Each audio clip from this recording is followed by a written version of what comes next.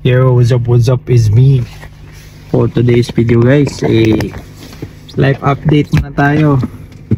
So ngayon susunod tayo ng mga bata. And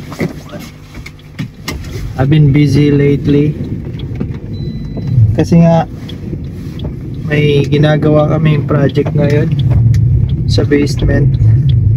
So napapansin, it was kind of parang satisfaction yung gano'n. Alam mo yan, pagka masarap sa pakiramdam na may mga konting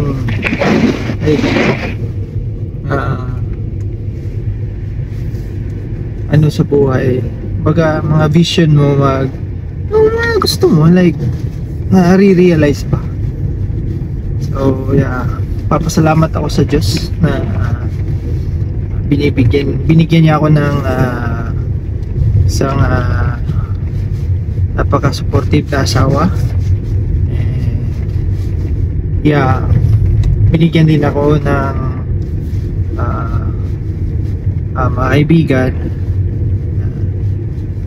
Hindi ko naman kaya mag-isa gawin yun, but salamat sa mga kaibigan ko na tumulong, Kuya Cleo and Rocky Boy. So yeah, so naumpisahan na namin yun pero hindi pa tapos. So ngayon may trabaho sila, so ginawa ko kanina, walang mag-isa. So try lang naman. So yeah, eto siya.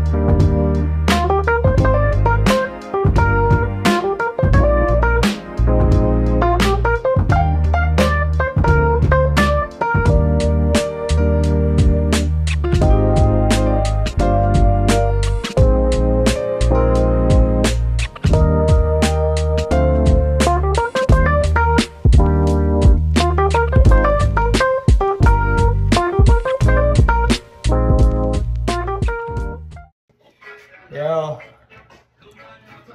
sa kanya ito guys, at least medyo sarado na gilid. Yeah. Ito na lang bukas, so pag may time ako, tsaka yun. So malapit na. Woo! 1, 2, 3, 4